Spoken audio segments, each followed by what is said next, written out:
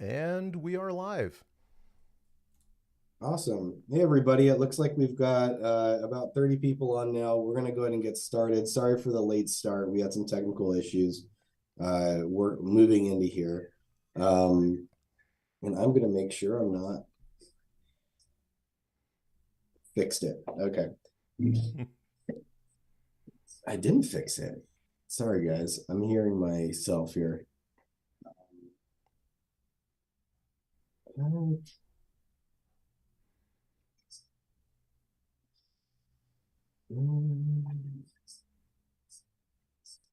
Yeah, my sound's a little weird. I'm hearing myself. Um, anyway, my name is Daniel McKay. I'm the owner of West 3D. We have a series called Meet the Maker. This is our third one. And really what it is just a time for us to hang out, meet some new people, meet the people behind some of the coolest things that, we're working on and doing, or people are doing, behind the scenes. Um, I'm going to go ahead and let the other team introduce themselves. And I do apologize. I think at least the West 3D team are a little under the weather. So if we sound sniffly, that's why. And I'm going to try to figure out my sound because it's distracting. I can hear myself. So I'll figure that out. Well, my name is Alan. I'm the media manager for West 3D. Aside from helping to put your orders together, I also handle all of our video work and some of our media stuff. And Civi? Hi, Civi, relationship manager. I pretty much do orders and help Dan kind of do basically everything that needs to be done that he can't get to or that Alan can't do. So that's what I do. And welcome to our guest, Nemgrea. Tell us, uh, tell us Thank about you. Yeah, about I'm. yourself. This is my first day as a West 3D employee. I'm just finishing a week. I wish. No, no, yeah, I'm one of the dev team members from Voron. Most notably, the guy that deals with all the V0 stuff. So that's me in the in the two-sentence description. Awesome. So again, guys, this is just a time for us to ask questions if we have anything for Nemgrea, and I know that Alan, Sibby, and myself do. And before this, I already started, so I'll have some questions in reserve already. But anyway, man, no, thanks for joining. And taking the time to talk with us. I think a lot of us really enjoy the what the Voron design team does. We really enjoy the V0. I think it's actually probably potentially it's our most popular printer now when we sell kits. It's pretty close up there. So, it's definitely something that a lot of people have a lot of experience with.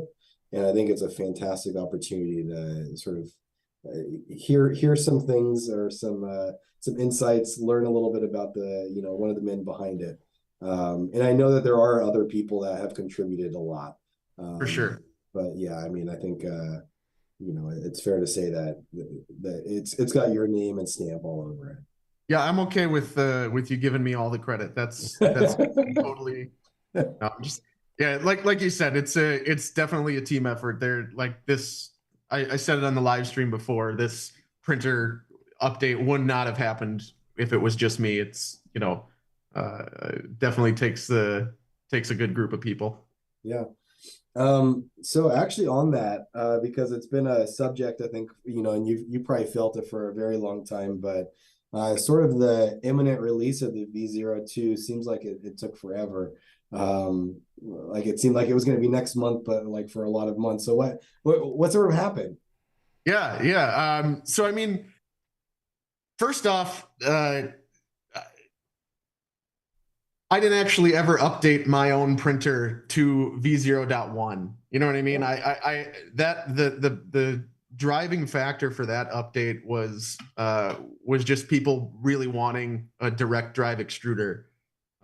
So it was just like, all right, let's see if we can figure this out and come up with a direct drive extruder. And if I'm being totally honest, it was the afterburner kind of coming out, and then me, without mincing words, stealing CAD from the afterburner and cutting it down and fitting it into the tiny printer to make it work. Just kind of how all the updates come based on feedback from the community. Just people saying, "Oh, I love the printer, but I really wish it was direct drive. I really wish it was, whatever." So that's what drove it to V0.1. Even just on my own, you kind of get to that point where it's like, all right, here's what we have in the printer, and you maybe naively you think it's done. You know what I mean? There's no more to it. That's all there is. You know what I mean? And obviously that's never the case, right? In 3D printing, it's the machine's never done. So, that was probably the biggest one. It was just like, what do we do to update to justify, a full new release, and not just like small changes and no changes to the build manual, or you know what I mean? Like, we got to kind of circle the wagons and figure out what's all the stuff that we're gonna update, and then it's just resources, right? Like, we have the Trident update coming out, that came out. We had the Switchwire that came out. Then you have the Stealth Burner, and all of those projects take considerable resources from the whole community, to where you just can't spread yourself that thin, right? You kind of just got to find your place in line, decide how much work you can put into it, to keep a good mental health and everything, and then jump in when the time's right. So that was probably the biggest factor, is just kind of getting a lull in the rest of the projects for us to focus on this one and push it across the finish line. Is there a little bit of like a conflict that you run into, where I can imagine you're coming out and you want to release something, or you're getting close to it, and then you see what else is going on in the community or whatever. Another, someone else on the dev team is working on something new, and you're like, oh, can I get that in there too before I release? And is that something that happens, and it kind of, snowballs into your decision whether you sort of hold off, or you move forward without some new things? Yeah, I don't know if I'd use conflict. That kind of has that negative connotation, but I couldn't think of the word. 100%, I get what you're saying. Yeah, there's the struggle. I mean, even up to like, the day before the stream, I've got people that are helping us with the, some of the contributors that were on the stream, helping us, and they're throwing ideas out. They're like, hey, what if we change this? And it was like, that's a great idea, but no, we got to cut. You know what I mean? Like, here's the line. No more new stuff. We just got to move ahead with this. Otherwise we're going to keep coming up with good ideas and we'll never get anywhere, So there is a little bit of that sort of, I don't know, like, you kind of just have to be like, all right, make the decision, for better or for worse, and then just move forward, and then, like I said before, just also, I don't know if I'd call it conflict, but just like resource management within the team. It's like, you've only got so many people, and everyone has their own lives and stuff going on. So I think what we've done kind of with our contributor role in the Discord, kind of bringing people in that can help on some of these dev team projects where they're really good. Maybe Maverick was a great example. He's really good at 3D modeling, in my opinion, much better than myself. And and so I pushed a lot of the CAD work off to him. Hey, what if we try this? Or the whole entire Bowden tool head, pushed it off to him. And having those guys be able to come in as sort of like extra resources has just been tremendously helpful, because as the I guess Voron design project grows and there's more more printers, you just need more people maintaining it all. So I'm curious, sort of going back to the original, and you said that you were sort of running your V0 for quite some time before I think you even upgraded to a V01, or what was the inspiration? What was sort of Yeah. What got you into actually doing this? Yeah, this is a good one. I told this story maybe a couple times on some of the other streams, but it'll be buried deep. So this is a good spot To to bring it up bookmark to it. the surface again. Uh, so I first got into Voron by building a V2. Like most people, I have serial number 199. So that was my first V0, Voron, and uh,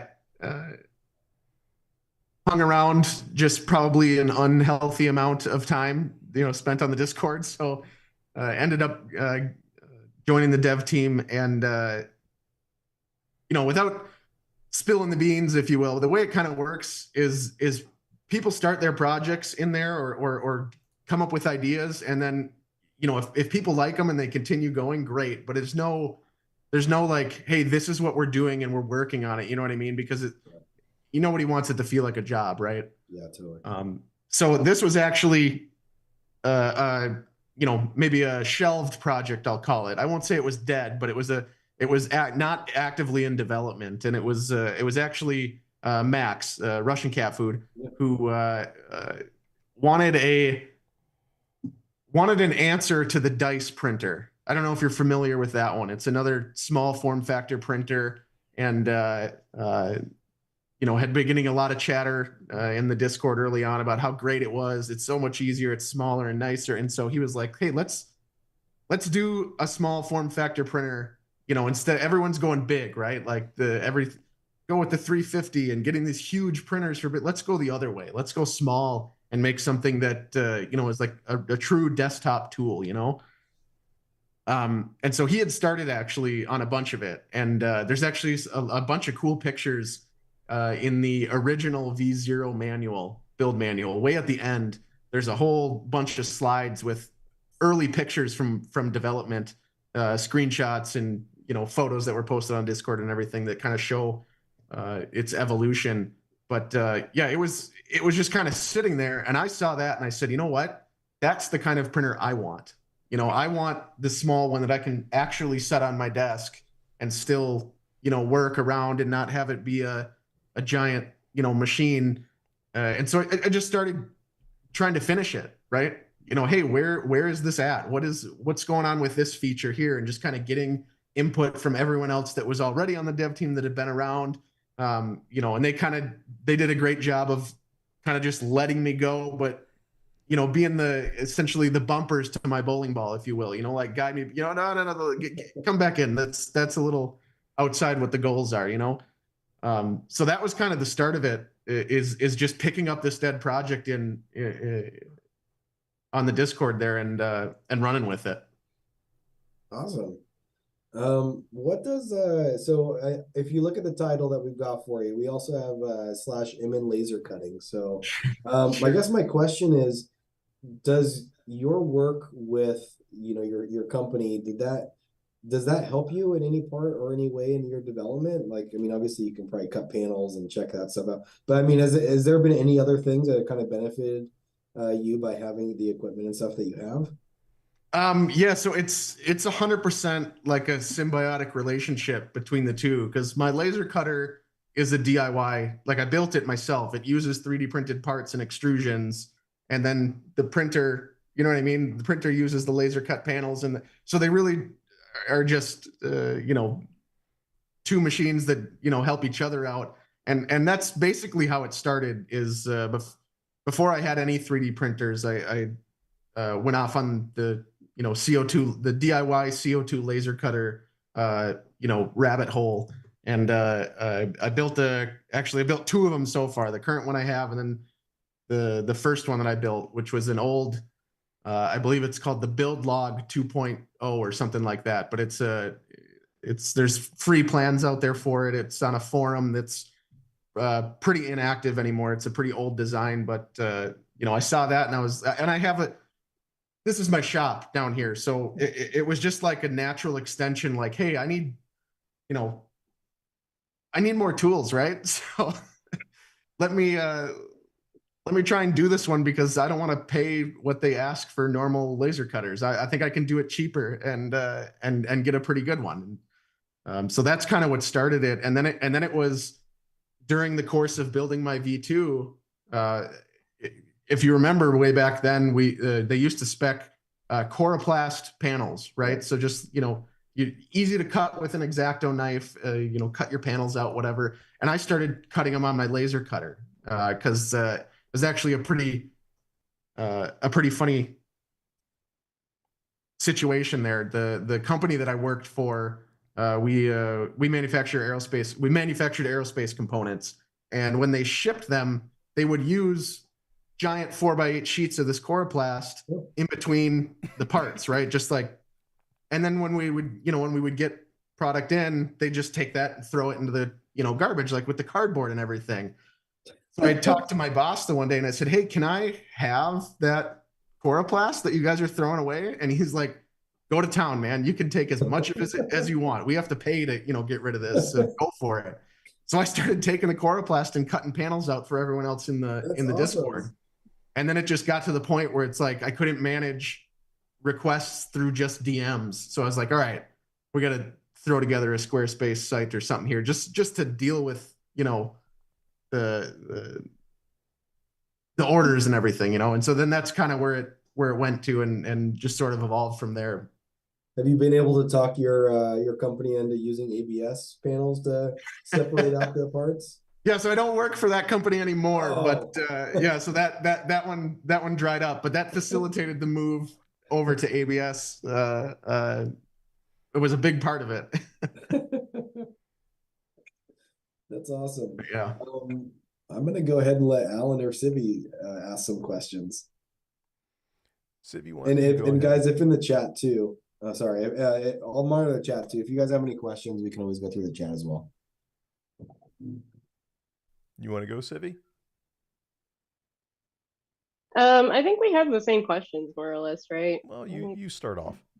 Okay, let me just remind myself of what we were gonna ask. Because I was gonna ask mostly just how do you handle, although it sounds like you're not working that third place anymore, just handling sort of like between Voron, getting V0 going, and then the MN laser cutting. And then I'm assuming maybe a third job on top of that. Like that just seems a bit hectic, and maybe we can get some inspiration from you on how to handle all that. No, yeah, it's definitely a juggling match for sure. It's yeah, I guess like I said, I do have a normal 9 to 5. I work actually in plastic injection molding now. Oh, cool. So I'm a manufacturing engineer for a medical device company. We make a whole bunch of plastic parts all day long. So that's that's what I do 9 to 5, and then I come home and fill my free time with the laser cutting and more engineering work. So So are you doing a lot of then CAD design and stuff like that in your normal 9 to 5? Yeah. I mean, robotic end of arm tooling for all our molding machines. We don't do any of the mold design in house. We outsource that to molding companies. We build them and then shoot them. So that's kind of what we do there. So all of the auxiliary stuff that goes along with a manufacturing facility, right? You have your fixturing for inspection, and we do a bunch of second and third op, assembly and stuff like that. So there's all sorts of processes and fixturing that you have to develop to have assembly line people putting whatever it is together, or gluing or sonic welding, whatever. So that's mostly what I do, and that's where my CAD stuff, where I get to flex those CAD muscles on the daily. And then you come back home, and sometimes you do that at home too. Yeah. Sometimes I come back home and spend 4 hours trying to figure out how to fit a M3 bolt where it doesn't want to go. Oh man, and well, the V0 is such a small form factor. I mean, I remember on the stream too, you were talking about you're trying to save millimeters here because it's there's very limited space. I can imagine it's a lot of that, trying to fit things where they don't want to go. Yeah, that's a big, that's one of the things that I really I really like having those sort of like rigid design rules, like one, or what I mean? We got a couple of those ones, right? Like we're not gonna change the frame size. We're not gonna, a lot of people, why don't you just make it bigger? Well, because that's kind of cheating. You know what I mean? Like if you're just make it bigger, like then you know what I mean? Then you could just make it as big as then it's just a big printer again. You know, there's no so I kind of like that it was like, all right, we're gonna stick to this 200 millimeter, you know, beam length and we're not going to compromise on that because it you know it gives the whole project just some kind of structure, right? So that was On that note, oh, sorry, go ahead. no, yeah, go for it. I'm bad at ending sentences. I was gonna ask then on that note, like what was the most frustrating part of the most recent upgrade to try to do, and how'd you do it? How'd you end up fixing things? Yeah, the most frustrating. I think the most frustrating one was sort of starting off with this idea of what we wanted to change. You know, like, all right, I knew we wanted to change up the tool head significantly because it's, you know, a big part that people complain about a lot on the old, you know, on the old machine. But then it was like, all right, that's kind of about it, right? And then as we start working, it was like, well, you know, Steve's saying, oh, why don't we take out some of these bolts in the AB drives? And it's like, okay, add that to the list. And then it was like, well, why don't we move the end stuff and add that to the list? And then it was like, well, the skirts are kind of so that then so it was just like sort of that list. Like as we start knocking stuff off, we're just adding it. We're adding new stuff to the bottom faster than we're completing them. So I don't know that, you know, maybe it's kind of a cop out to the question, but that for sure was the hardest part was, you know, having this 1 or 2 item list. And then all of a sudden now it's like, there's like 4 parts that we didn't change, you know? So that was, yeah, that was, that was the part that we struggled with the most. And I think to kind of fold in, you know, answer the second half of your question there about how we completed that. And mostly it was just, asking for help further down deep into the community, you know? All right, question for you. We do have something in chat, but I'm going to ask this first. How'd you get into 3D printing? Yeah. So actually one of my first jobs that I went to tech school for 2 years. I went to be a machinist. And I was actually working as a machinist for a couple of years, and then the 2008, you know, recession hit, and actually one of my first they fully cut the shift that I was working on, so I got laid off, and I was like, you know what, this is a good time to go back to school. And when I went back to school, I ended up getting an internship in at a manufacturing company, and they had a 3D printer.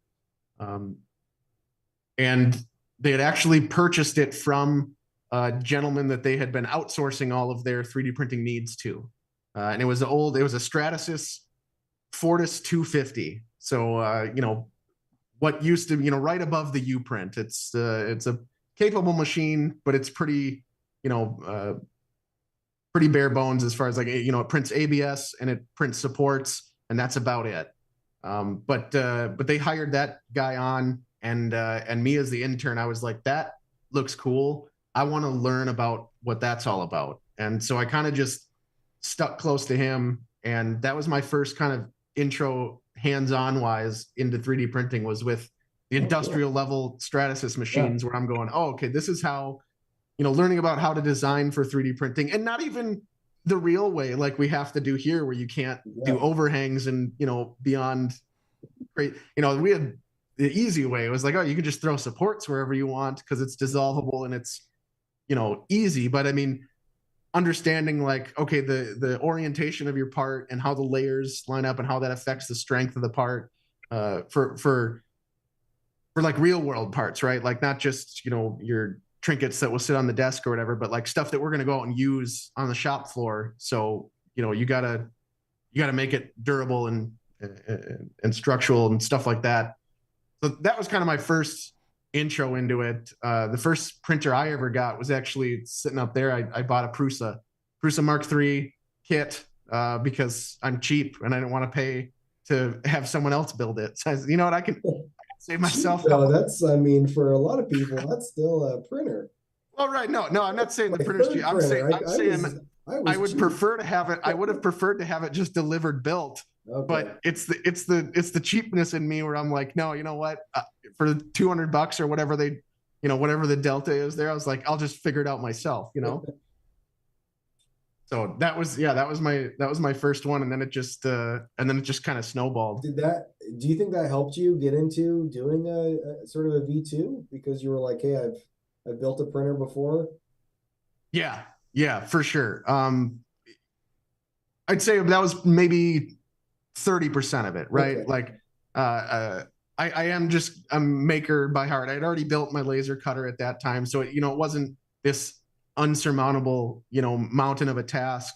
What really pulled me in is that the Vorons just looked really cool, and I'm sure that sentiment is felt by other people that come across the website or see a Voron, that's what hit it for me. You see a lot of the i3 style printers, and they're great. They're not particularly pretty, to me, if I'm being honest. I just don't find them very attractive as industrial equipment.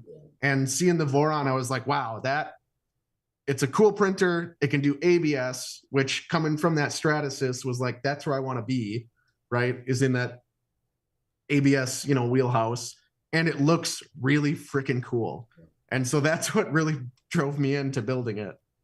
I mean, I can tell you that's one of the things that got me into Voron too. And I mean, there's other design teams, Annex and these other teams that are doing stuff that looks a little different because I mean, every new printer looks like an Ender now, and they're coming out with new, right, with just window dressings on it, but it's basically the sort of the same printer.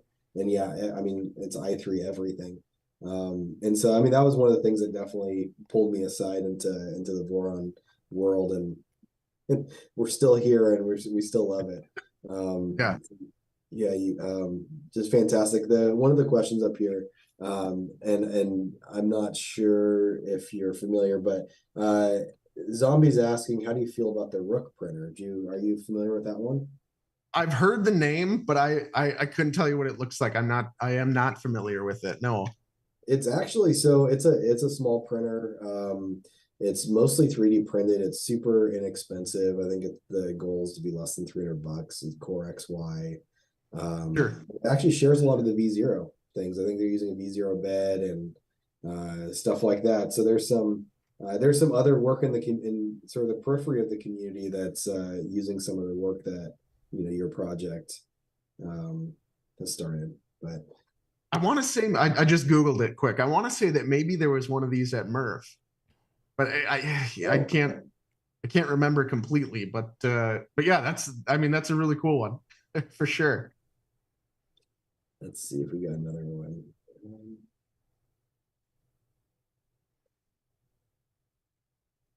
So outside of a V0, what's your favorite Voron? That's going to be my V2, right? Like, okay. It's so your original is it? Have you updated it or it's a V2? No, it is actually like 2.1. I took the two ramps boards out of it because that's originally what it was. It was a pair of ramps boards, before Big Tree Tech kind of took over on the MCU side of things, and it's in the middle of upgrades and it sort of has fallen off to the side. So it's sitting over here under my desk, and it has an afterburner tool head on it that I put together, but it hasn't ever gotten power with the afterburner right now. And I'm going to move it up to the stealth burner in a little bit. And I've actually got some fancy extrusions to do sort of a Doom Cube situation with it. But my printer's red. The extrusions are red, and I had to do that myself because LDO didn't sell the kits at all. So they're garage anodized, and I was super proud of that. And then LDO kind of comes in, and now they're selling kits, so it's not even special anymore. But because it's red, now my new extrusions, I'm gonna have to get those anodized now too to match. Otherwise, it'll be this hodgepodge thing. But it's on the list. It's on the list of projects to update it. It's been out of service for a while just because my two V0s have been crushing it, and I haven't really needed anything bigger for the stuff that I print. Yeah, that's one of the things that I've noticed is, I mean, almost everything I print fits on that V0 bed. And so we do, I mean, you've probably heard too. I mean, there are some people who are like, why would you want that, right? It's so small, like can't Yeah. do anything. And then you like think about it and you're like, I mean, I use this more than any other printer I have. And it really, it's, it comes down to how you use your tool, right? Like if you're like the guys that do PIF, right? It doesn't make any sense No, for them, totally. right? They need to put You 30 like parts 50 on a plate. plates. Yeah. Yeah. So it doesn't make sense at all. Or the people that are doing the, the helmets and stuff or the big cosplay items. No, that's not, you know what I mean? But like, I just printed this thing the other night, which is just a little stupid little spacer block for the barn doors that I installed, in our basement. And there, that's what I use mine for, is this little like, hey, I need a bracket for this, or I need a holder for that, or a little something here. So it just fits all my needs to a T, Totally. So we have a question on chat. So although you said you like working within the limitations of V0, if you could go back in time and change one thing about the Zero, what would it be? Man, it's a hard question, because what was available for like, off the shelf parts back when we started, bringing the V0.0 in was so, I mean, there weren't people, you had to get your own build plate made. You know what I mean? We got lucky that some other printer happened to have steel sheets. I remember that was a big thing that like nobody made, nobody made the magnetic sheets or whatever. Yeah. for this size printer. It was it was like, I don't know, I can't remember where it's from, but some other, i3 style something tiny printer happened to have a 120 build plate. And so we were able to get them through like Tech or someone on AliExpress. You'd have to order them and wait a month, to get it. And so that, that's kind of a harder question, because it's like, it's so much easier to do kind of those ideas if you were to do them now, right? Like, because there's just this wealth of vendors that sell things that you can get real quick to do that stuff. But maybe it would have been just starting with 2020 extrusion instead of 15, just because those preload nuts are a pain in the butt. They are. But I mean, even now, LDO has their preload nuts now. So it's like that whole problem, has just been solved by the popularity of it, right? So, and that's amazing. I sit back and I look at just how things have changed. I mean, really over the past 12 months even. And you're getting companies like, Mello and Big Tree Tech and these other companies that are like making stuff specifically designed for Vorons now. Yeah, that's I mean, and that's been a thing. We had what was the Pouch? Pouch is the company. They sell pulleys and belts and whatnot on AliExpress, and they actually had made some custom 80 tooth pulleys for us in the V2, and that was kind of one of the first times where someone, a vendor saw that, our community and was like, yeah, I will make this custom item for you and make it available, right? And since then, it's only just gotten better, right? The availability of parts and the availability of companies to work with you if you have an idea about something or want to try something out. They're much more willing now to kind of like take that risk, if you will, to try out something that maybe won't turn into a product that they can sell a bunch of. But as long as you kind of like respect that relationship, that they're giving something and then you kind of are giving back to them with the, with the sales that they get to make, I think it's a good, it's a good way to grow just the availability of the part selection. Yeah, totally. And I mean, I think for the most part, there is sort of a, and I think it's a good thing, but there's a little bit of a disconnect where I mean, yes, I mean you sell panels for the printers, but you really don't have that incentive to like try to. You're not Big Tree Tech is not designing these printers, like Yeah. and there's a little bit of I don't know if it's really part of like an ethos or something of Voron, but I mean it definitely is. I think a really positive thing that you're trying to be as agnostic as possible, trying to make sure that things on the bill of materials are able to be sourced, around the world or from multiple vendors. I mean, all of Yeah. that is just fantastic, and it makes our job easier too, trying to stock them. Yeah. So No, it's definitely something that a lot of people keep in high regard on the server, and we've run into issues with that where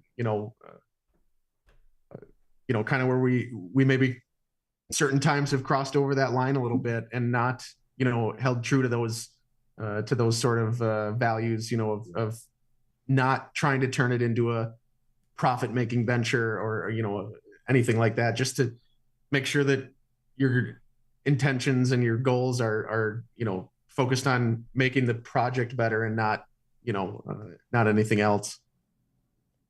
So question on that, and I don't know how much you're sort of able to share on that, but I mean, I know, I'm not wearing it today, but I've got, a couple of the Voron t-shirts and a sweatshirt and all that Yeah. stuff, like kind of the official merch.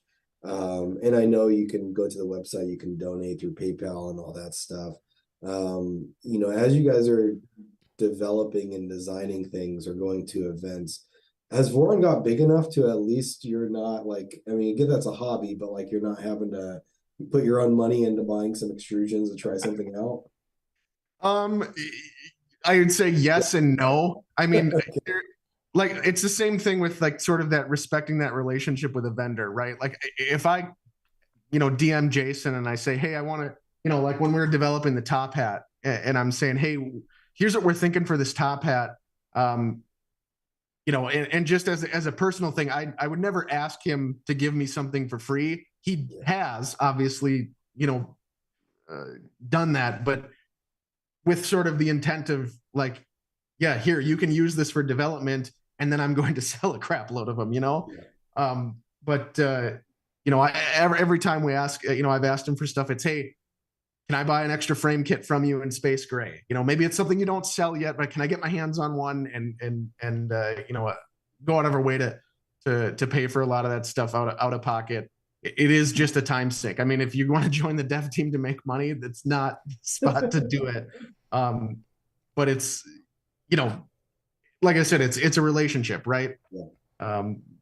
People will send out. I know Big Tree Tech has sent out boards a bunch of times to people. Not me. I'm not one of the electrical guys, but they'll send them out to them. And there's been times where we give them pretty harsh feedback. We'll say, hey, we're not going to put this. They'll yeah, hey, can you put this on your sourcing guide? Can you recommend this one? No, we found issues with this board, or so one of the EEs on the team doesn't like how the voltage regulator is laid out or whatever. This is way over my head, but they'll give them the feedback for stuff like that, and I think it's just helpful both directions.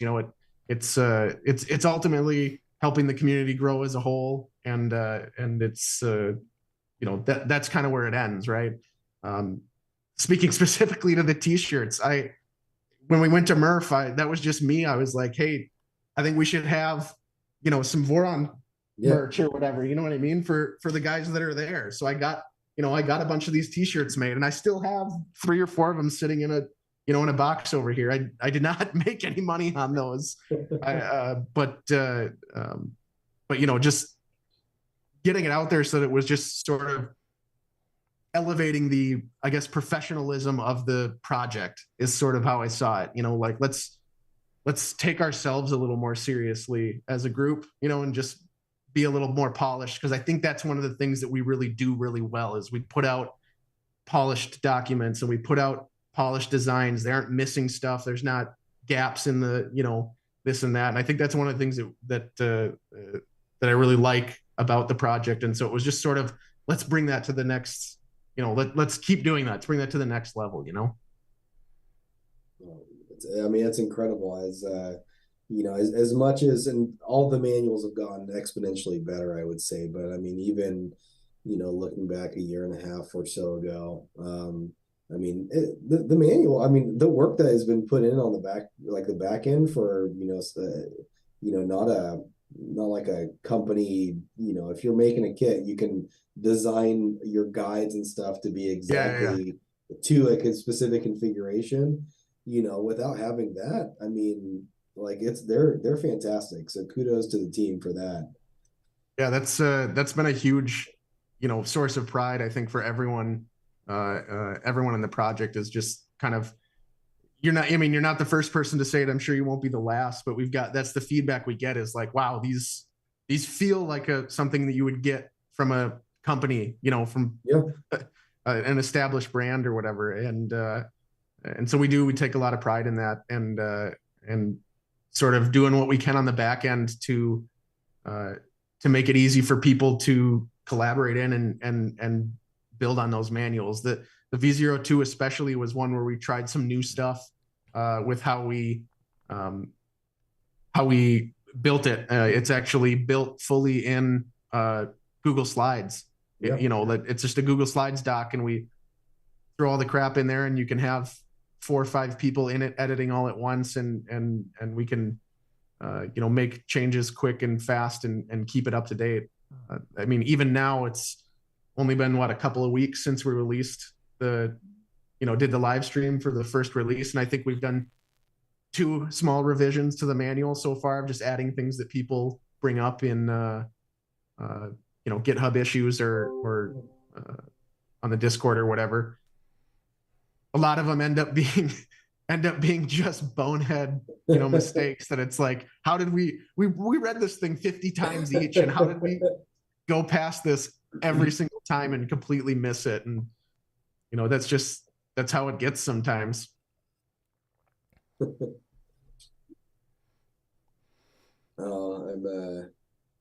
Looks like we lost Sibby. She's back.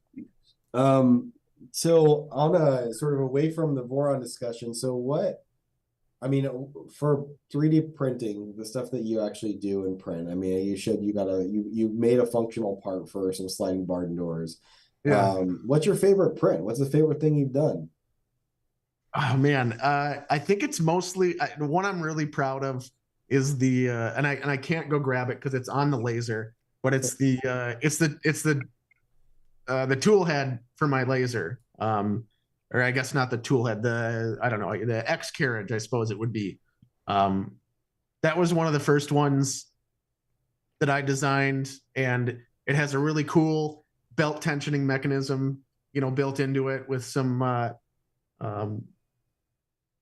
with like I call it maybe like an L bolt, you might call it, just threaded rod with a little L shape on it, and I wrap the belt around the edge, and then I'm tensioning that in, and it was just kind of one of those ones where building it and printing it and then seeing it work, and now it's on the machine and it's working, like that sort of positive feedback loop, I guess, that's what gets me up to here. You know what I mean? Like that's the type of stuff that I really enjoy printing is when I make that functional part and then I get to see it working and performing exactly how I designed it and intended it to work. So that's probably one of my favorite ones. And it's kind of a bummer because I've only had to print it twice, ever, because it's just sitting over there doing its thing. Well, that's good. Picking up hours, but I guess the other one is just printing the tool heads. These ones are fun because of, again, just you're in CAD and you're designing something. You have a design intent, and all right, I want these to fit together this way, and I want it to feel in the hand a certain way. And when you get it, actually in your hand and you're feeling that, and it's just checking all the boxes that you had, that's a good feeling. Oh, that's awesome. I can imagine there's so you like printing stuff that you actually design and you make. Yeah. I'm thinking most of the stuff I print comes from printables. So kudos to you. And I suppose that's step one, right? Is see if someone else has already designed the thing that I am trying to do. And if not, it's break out the calipers and go to town, Totally. I got a couple other fun ones. This was the these are older ones, but this is the scroll chuck. Oh, it's kind of, I got a bigger one maybe here. It might be out there. But yeah, it's just if you know what a scroll chuck is, it's this actually moves and then it'll, it's actually just like a normal metal chuck, Yeah.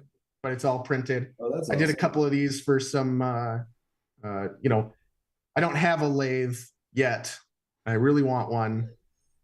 So this was my this was my, I'll attach it to my drill and make a poor man's lathe that I can use. The other good one I have is was this guy. So this is a Ryobi. Oh yeah, a little better. Ryobi to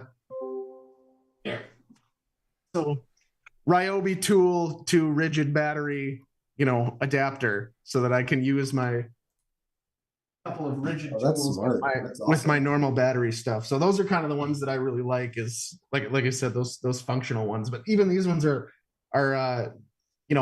it's a 3D printed part, but it's got embedded other non 3D printed stuff in it. So it's really just combining that technology with the other tools of a maker. That's the stuff I really like. That's awesome. Alan, I'm dominating the questions here. Yeah, I've got some stuff. But first, I want to ask a question that was sent in. Sure.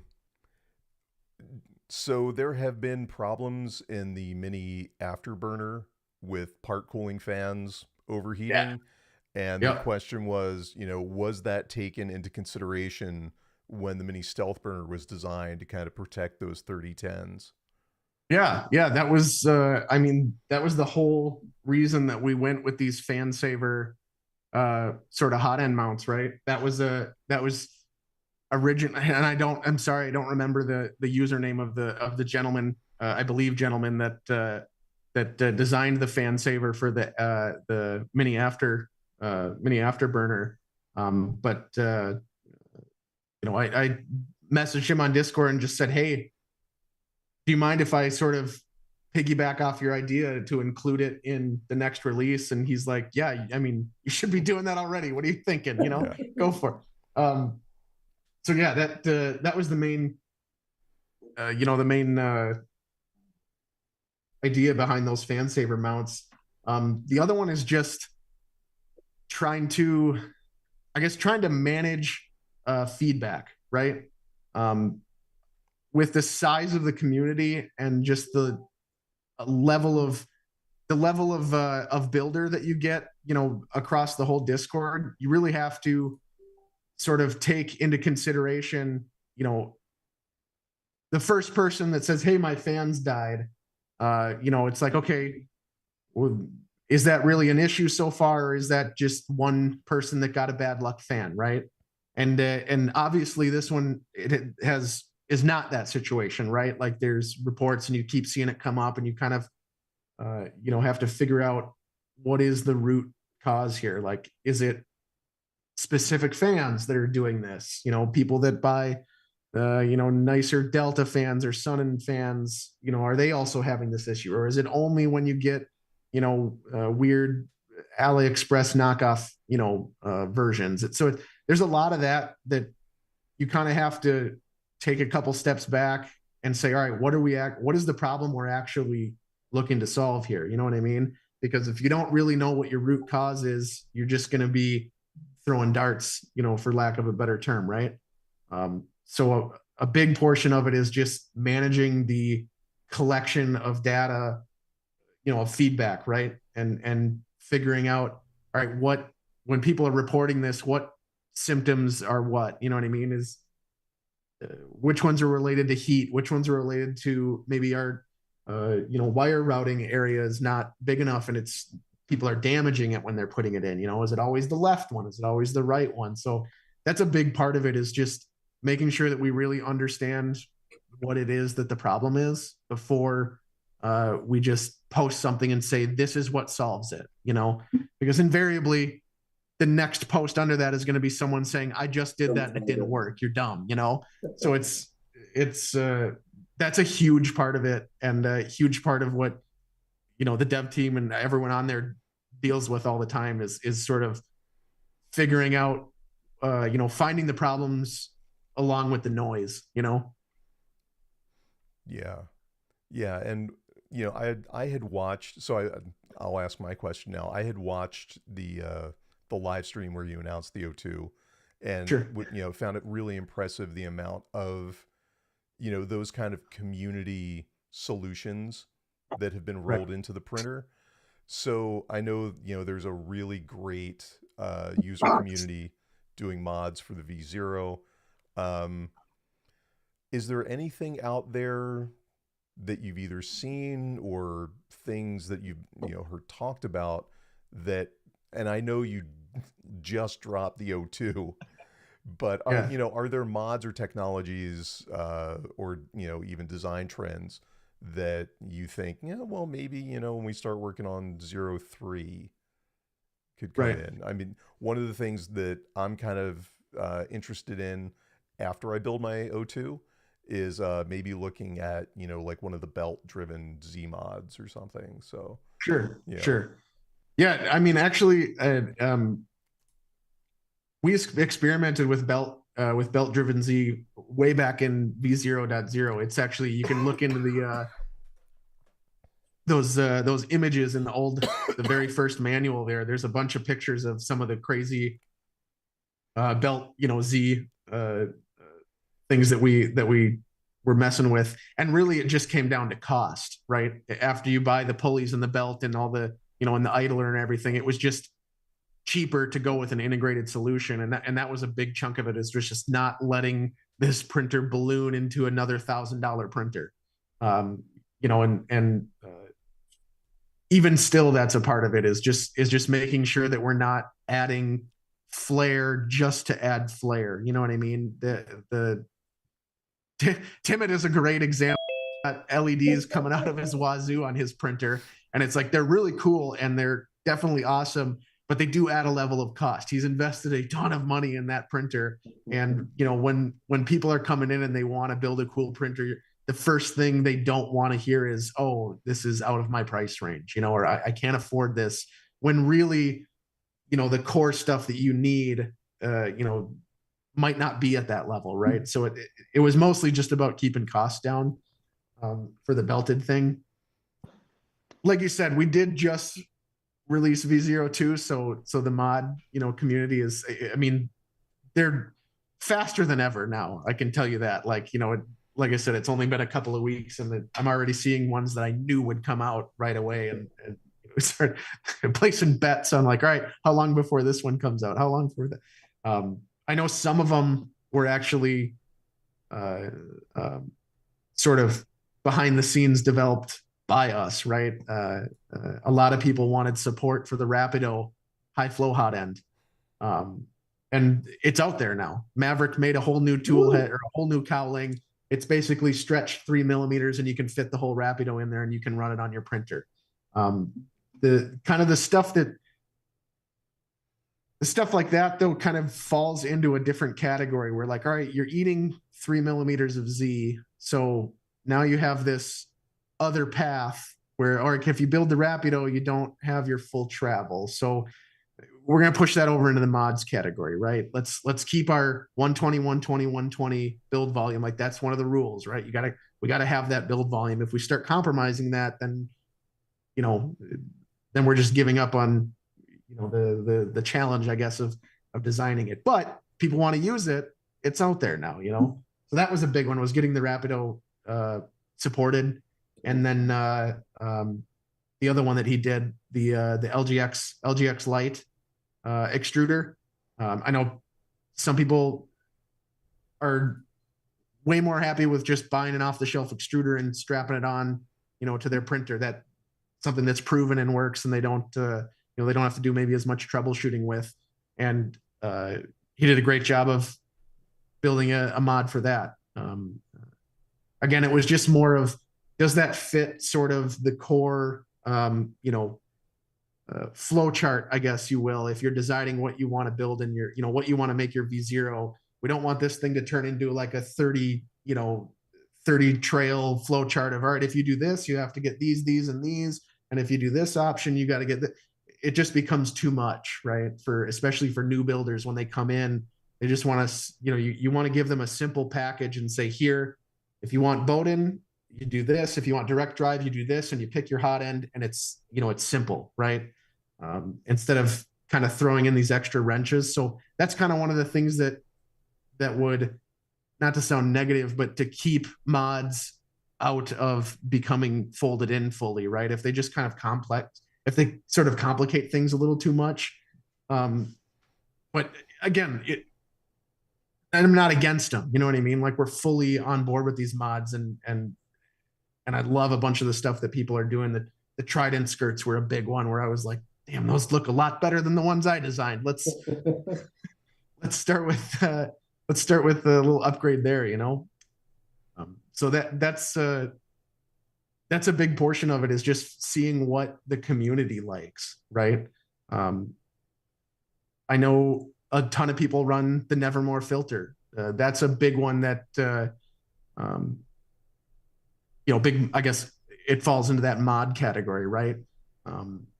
But on that same vein, like different part cooling, maybe using some stuff like how some of the more industrial machines do it, where they're using fans that come up and over the sides, right?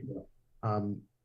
It's kind of just seeing where the project evolves to, right? What does the community tell us that they want? That was the biggest thing driving the mini afterburner, right? Driving the whole direct drive thing is that there were just so many people modding their V0s to use some sort of direct drive extruder that it was like, all right, we got to make a nice version of this that can be where people start, and and go from there.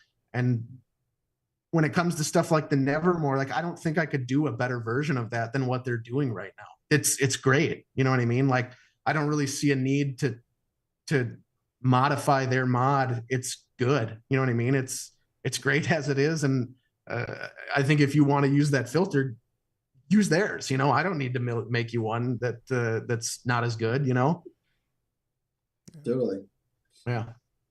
So Sanity's asking, for people building their first Voron, what do you think about a V0? Is it difficult? Is it easy? Do you advise something else, or is that the one to go for?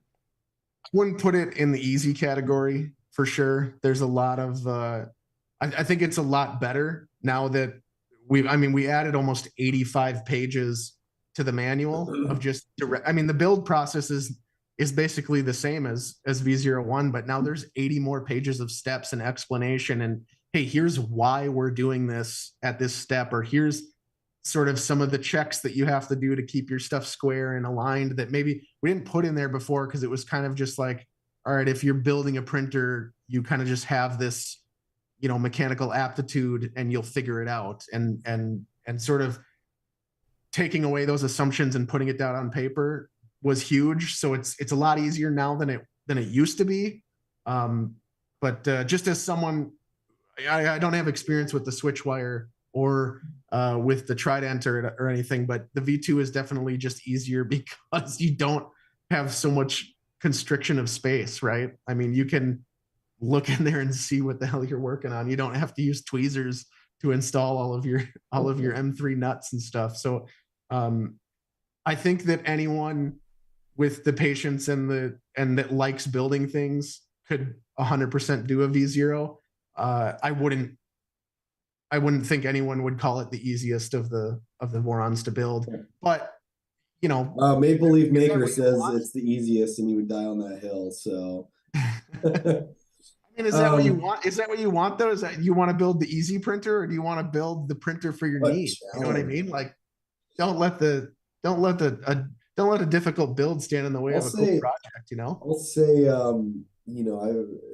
building the V0, I actually did it pretty quickly, but how many times I took the frame apart because some stupid nuts that, like, in the instructions, I just couldn't understand exactly where they are. And then I finish and I swear I have like 2 or 3 nuts places, and I'm like, well, they said they needed it there. And You'd think I wouldn't know that pain by now, but my first one, like I'm building it and I don't even know what's going to be in that spot later because it hasn't been designed yet. I've pulled that frame apart, or should I say better is I've stretched that frame apart just enough to slip a nut in here and there that I totally get it. I 100% get it. The day that Jason posted that video of his little square nuts that slide in, I messaged him and I was like, let me know when I can buy 100 of those because I need them. Like I'm so sick of. Yeah, we actually as soon as they announced that, we were like, yeah, let's buy let's buy a bunch of them. No, definitely so much easier. But I think that was the most painful part, and it wasn't like terribly difficult. I think the other challenge is just the size, and so there's a lot of like you're working with your hands in like very cramped spaces that just become very frustrating. It's also a pretty it's very linear build, right? Like you have to start at step 1 and do step 2 and do step 3 versus like the V2. I remember even when I was building mine, it's like, well, I don't have, my belts didn't show up yet, so I'm going to put together the, this part and that, and you can kind of pick and choose through the manual how you want. There's not really any gotchas that you're going to run into. Yeah. No, I'm thinking, I mean, heck, and I don't know if it's changed, but at least on the 2.4R1, I remember looking and I don't know, page 30, it has you mounting the bed on there. I'm like, no, I'm not doing I'm not doing that. Like that's going to be at the very end. No, totally. I mean, there's still some of that you can do on V0, but it's way less intuitive. You know what I mean? Like I know what ones I can get away with just because I've built it and unbuilt it so many times. But it's definitely something that can frustrate new builders, that maybe are not used to that type of that much of a stringent build process, right? Yeah, I think I took my frame apart so many times on the V0. There is one screw that is totally stripped that I cannot for the life of me find out how to take out. So it's staying there. It's as is. on my original one, the kind of the cross holes that you got to drill in these bottom and top. I think it's 29.5 millimeters or something from the end of the extrusion. I forget what the actual number is. But on my first one, they're big fat ovals because the design went back and forth and back and forth and back and forth. And I was like, whatever, I'm just going to cut a big slot in here and wherever it ends up, I'll be good. We've got a question on chat asking if Nemgrea likes sriracha. It's all right. It's all right. I'm not a huge sriracha fan. It's fine on its in stuff or whatever, but I got a couple of local hot sauces that I'm a pretty big fan of. So yeah, hopefully you didn't make too many enemies there. What feature did you want to include on the 0.2 but you had to cut out or you just couldn't do? Man, I think before release, I really wanted to get a version of the printed top hat that worked with the hinges. It's still compatible as is, but like it's up here right now, right? Is a version that is printed that has the hinges in the back and then the cam locks in the front.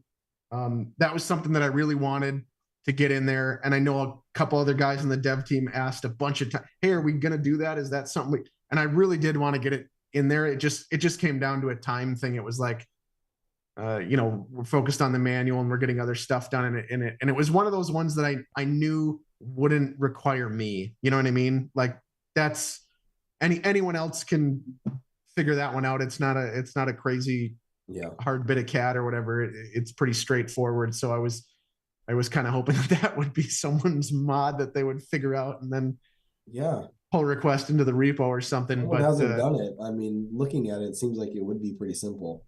Right. And again, that a lot of that just comes down to,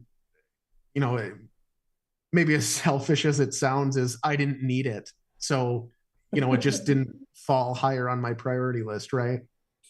But that's kind of how the whole project started to begin with, right? Is I was like, I want this small printer That's the motivation behind it. You know what I mean? If I'm just motivated by making something for everyone else, like you can get kind of bogged down with that, especially when you're getting, negative feedback from here and there about certain stuff. Some people love the printer, some people hate it, and they let Yeah. So it's like you got to have your own, you got to do it for me at least. I have to do it for myself, right? Like I have to be invested in it. Otherwise, it can fall away, Yeah, totally. Let's see. On the subject of mods being absorbed into the sort of main, has there been any thought of using the Zeroncho zero panel style snap and getting away from the amount of hardware for panel mounting? I would say that's another pain that I've had, is just there's a lot, the panel mounting, especially with those nuts that fall every time. Yeah. I think a big one was the no drop nuts. Those were really helpful.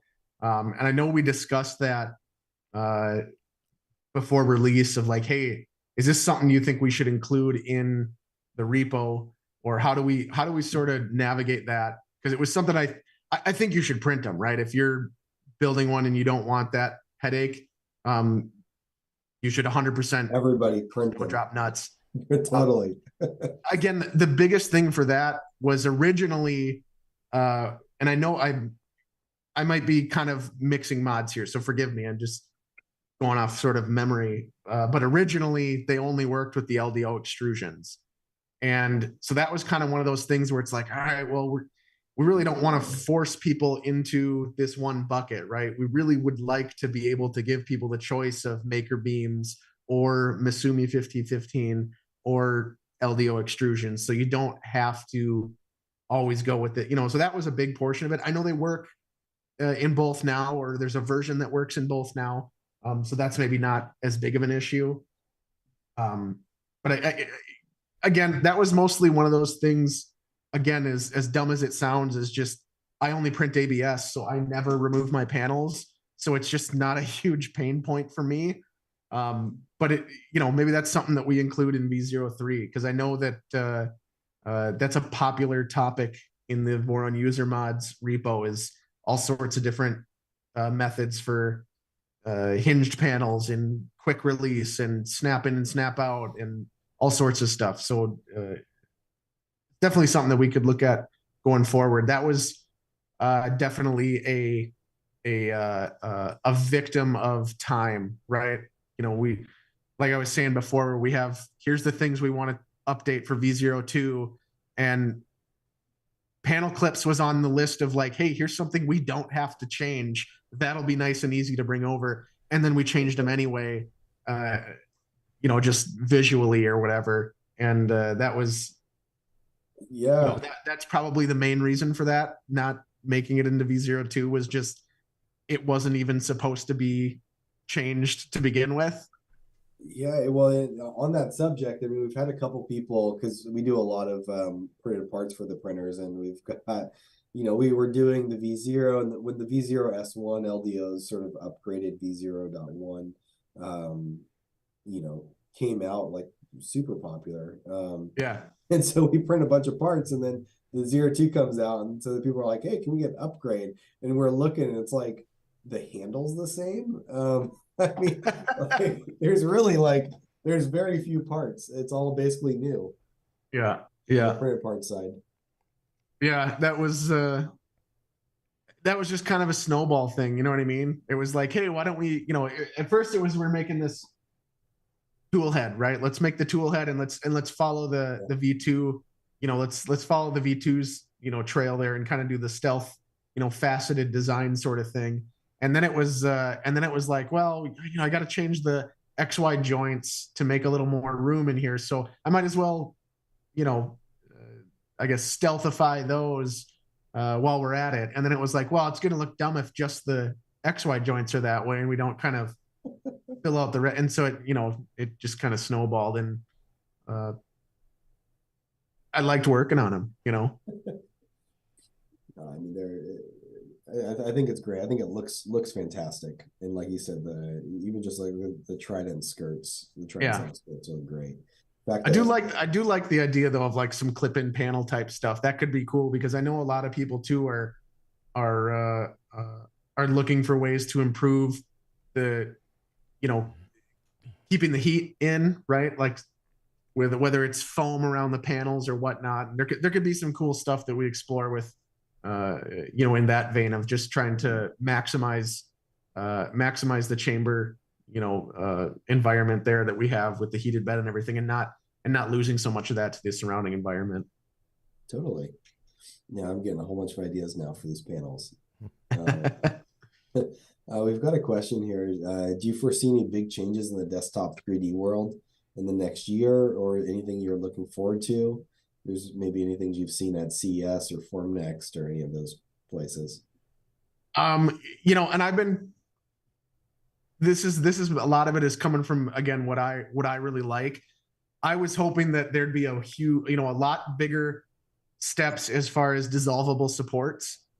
That's something that I've always really liked ever since coming from the Stratasys world, is kind of freeing up that extra degree of freedom in your design process, you know, where you can just say, all right, I'm going to do, you know, I can do this funky geometry because I can use the dissolvable supports, or I can do this internal funky, you know, shape because I can just print, you know, some sort of dissolve away support. And I was hoping that would come along, you know, a little more than where it has. And it seems that they run into kind of a conflict with the people that want to do the multicolor stuff, right? Because that's a huge, you know, that looks cool, right? It's hard to kind of show how cool these dissolvable supports are, right? It doesn't look as cool as a nice, awesome looking multicolor print. And ultimately the technology is similar, right? Like all the stuff you have to do for multicolor is going to be the same stuff you're going to have to do to make, you know, dissolvable supports really good too. And so I think a lot of those sort of advancements get eaten into by the multicolor, you know, community. And I was like, man, I really wish that the dissolvable support stuff was more popular than it is. And I'm hoping that you know, gets to you know, to a level where it can be not sort of on the fringe, kind of how that multicolor and IDEX stuff is right now. I'm hoping that can kind of fold more into the mainstream in the future. Yeah, I've really wanted to do dissolvable supports. I've tried VBOH, and I've got hips here. And to be honest, like I struggle with them. Like they're just and like I said, that was the beauty of the Stratasys printer, right? Is you hit the button and it does it, and that's why you pay 30 grand for the machine, you know? Oh, if only we could. Yeah, right. Oh, that's awesome. Alan, Tivi, do you guys have any questions? We do have trivia. We kind of waited a long time to do trivia. I'm sorry for all the people here on the East Coast or there on the East Coast. It's already like 10:20, so we've probably lost some people for just sleep. But we've got some trivia questions. You know, we try to make, and we try to do some giveaways and stuff, and we try to make them relevant to the maker that we're talking to. So this time I was thinking we have the V02 upgrade kits. So if anyone can answer these trivia questions, whoever gets it first, I would like to give away some V02 upgrade kits. And if for some reason, you know, you're not into that, you don't want to do the upgrade, or you just don't have a V0.2, we can also swap that out for a $30 gift card. So, you know, we're going to go through some trivia now, hopefully have some fun, relax. And if there's any other questions you can think of while we're doing this, feel free and write them out in the chat. So Alan, do you want to lead the trivia? Oh, I did not have questions prepared. Don't worry, I got them for you, Alan. Let's do that. Yeah, why don't we go ahead and throw it over? But Sivy and Alan, if you can think of a question for yourselves, take one. Yeah, I prepared a couple. I'm a big fan of The Office. So I prepared questions specifically related to the TV show The Office. So I got a couple. You let me know when you're ready for the first one, and we'll kick it off. Let's do it. All right. Michael Scott has a mug with the words "World's Greatest Boss" written on it. Who gave Michael that mug? I know this. And also bonus points if they know where it was purchased. Ooh. That I'm not sure. Hey, y'all, I missed some of that. Who Sorry, wants I the prize I'm dropped. about to win? Can you see the chat? Oh no, I can't. I'm just looking at the Zoom meeting. Oh no. We've got himself, Jim, Pam, Dwight. Yeah, the answer was himself. He bought it for himself. See? So that's a good one. So Maple Leaf Makers, are you saying that you don't want that? You're gonna give it away to somebody?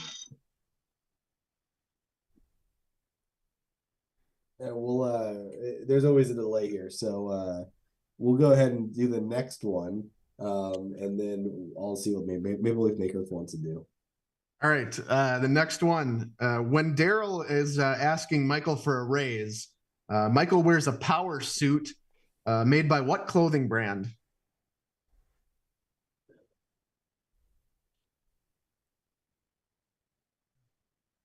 That's a good episode too. That's a fun one. If you, I actually don't know. I don't remember. Yep, buttons are on the wrong side of his power suit. Oh, okay. Does that give a hint? Yeah. And AZ Sun Devil, you know how to contact me. Just DM me so I don't forget. Oh, I'd have to open the pennies. No. Men's Warehouse. Nope. Walking. Definitely not Men's Warehouse. Yeah.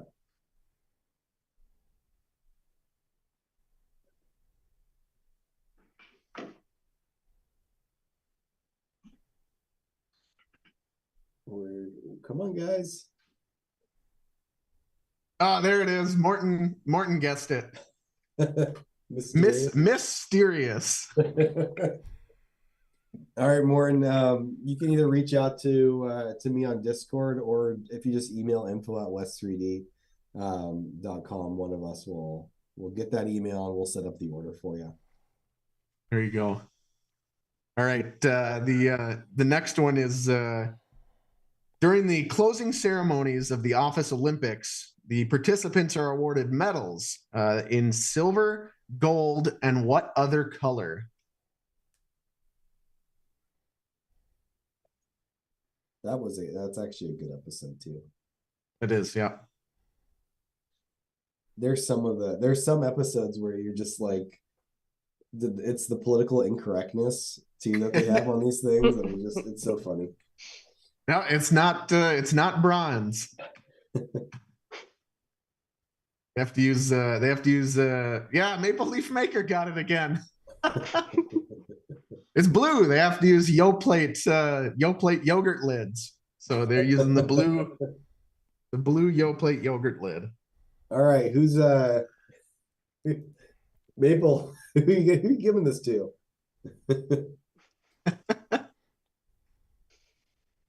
He's too good. He's too good. He's too good. Totally. Oh, that's funny. Well, right.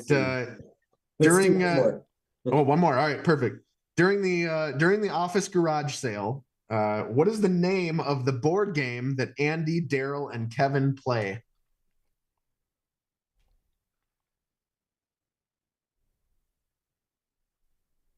Who wants it most? Oh, see, I thought I was gonna be like super good at these. I don't remember. I took a couple of them from a trivia night that I went to with my wife the other week. Did you win though? No, oh no, we got we got housed by a team that got every single question right. So I was like, wow. oh, we're not true fans. It's okay. I don't think I've ever won a game of trivia. Martin got it again.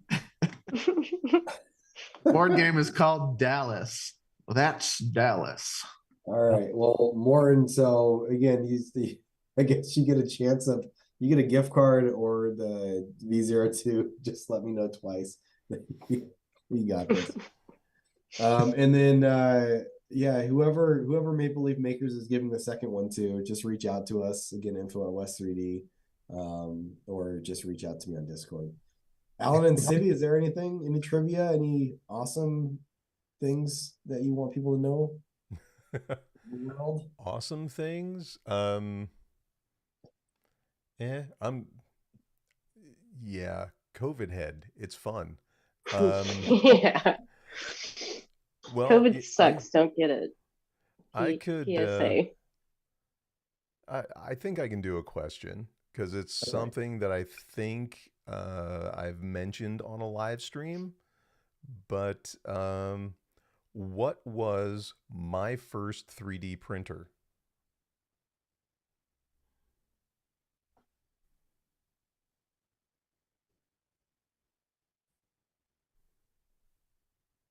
I know this one. Because it's sitting in the office. It's just right over there. Right there, it's that Canon. What is that in the bed there? Canon. Oh no. Oh, Major Gamer Geek has got it. Nice. It was a Monoprice Maker Select, which is why it's kind of fun because like the first real mod that I did to that was there was a modification to make the print bed bigger because it was a 120 by 120 by 120.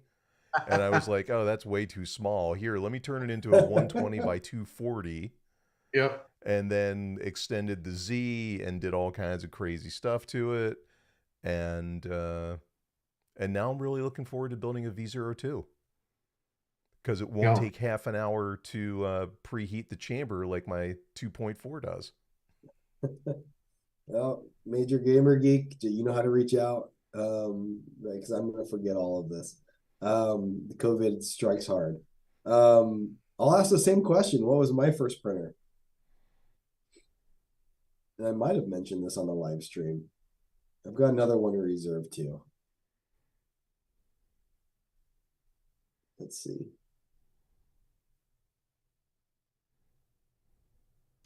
And I almost bought them on a price. I don't know if it was the same one because that was the one that came out before the like right before the Ender 3, right? Mm-hmm. Yeah. Not MakerBot, not pre-shot. Yeah, that's funny. That actually in the chat, I think they're right. That's where the Monoprice Maker Select, the fact that had the 120 bed was the reason that we were able to get PEI sheets for the that's V0 awesome. when it first started, because that was a popular. No, none of those. I'll give you a hint. It's kind of a scorned supplier. They were popular at a certain point in time. You can't do a lot to them. But it did teach me 3D printing pretty well. You're not modding the machine. Right. You might even be forced to use their filament. Oh, and Joe Duck, your internet must be slow because it came in like 4. Your answer for Dallas came in like 4 answers below Morton's. So I don't know if it was something on your end where it didn't post right when you typed it in, but that's what we see in the chat. All right, I am not seeing it, so I'm going to go move to my second question. For that one, it was you're almost getting closer, actually. It was actually an XYZ printing Da Vinci. Oh, see, okay, somebody got it. See, I don't know. There you go. Vassy, and see, you probably said it before. It showed up here. So, and in fact, yeah, actually, Machinza. I think the Vinco is probably close enough. Amazon Basic Printer. That's funny. Do they? Yeah, I wouldn't be surprised if they come out with an Amazon Basic printer here pretty soon. Hey, Sibby, do you have anything? Yeah, sorry, internet kept crashing, so I kept missing all the fun stuff. We could either do what's my first printer, which I feel like will be an easy one because I have shared that in the chat, or I'm not wearing a scarf, so we could do another what temperature is it in here right now trivia. It's up to y'all. I'm curious about the temperature. All right, let's do temperature. Oh, and all of my other devices died, so I also can't see what excuse me, what the answers are. Oh, okay. I'll That's just read great. them out.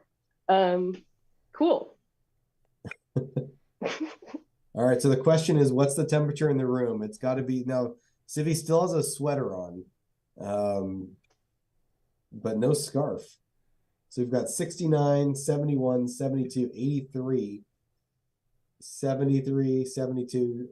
Do you know what it is, or do you have to go look? I know what it is. Okay. Let's see. We've got 63, 74, 70, 78. Bingo. Whatever said 74. 74. So the first one that said 74 was Steve. It's Steve wins it. Hey, good job, Steve. By the way, Steve, I really enjoyed your positron stream today. Yes. That was fantastic.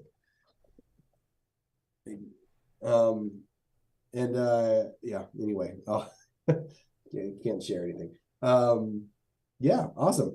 So Steve, you know how to reach out. If you want, also on your stream, if you want to just give away that on your stream. If not, choose somebody from the chat. And happy to pass that on. I will do one more. But I will say I'm still trying to set this up, but we are going to try to make a launch, I think, at the Rocky Mountain Rep Rap. But we recently started a community foundation, I guess, nonprofit that is aimed at community innovation projects. So the mods that people are working on, new printers, things, anything that basically makers are innovating in the community. What's the name of the foundation or the nonprofit? I just watched Timot's stream last night too, and I remember you mentioning it, and I didn't pay attention. See, you could have won a V02 upgrade kit. I know. Right? And for I'm going to say, Steve wants to pass on that. Steve wants to pass on the V02 kit. I'm seeing if someone else nobody else put that on there. I think somebody said 73. We can go closest. Here you go. Flysa 103. Steve anointed this person. So Flysa 103, just either message me on Discord or email us info@west3d.com, and we'll make sure that you get either the V02 upgrade or gift card. And is the chat dead? No one's guessed. I'm assuming everyone's Googling.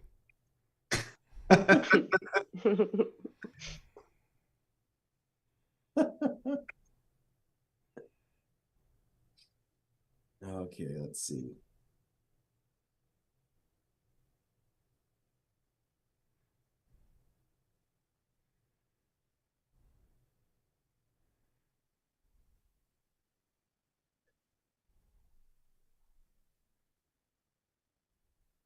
No, not yet. We got the West 3D Center for Kids Who Can't Read Good. That's a funny one. I like that. Morton got it. Morton got it. Was it good? No. I'm wondering if we had to Google it. But Morton, you've won like 2 other prizes. So it's the Community Innovation Fund. It's actually, I had to put West 3D in it, so it's West 3D Community Innovation Fund, but we'll just go by like Community Innovation Fund. And again, trying to set that up. It's more complicated than I thought it was going to be, but it is going to be set up, and I hope we make a sort of a real launch at the Rocky Mountain Rep Rap. So yes, Morton, just to reach out. I'm just gonna give you a big gift card, man. Anyway, awesome.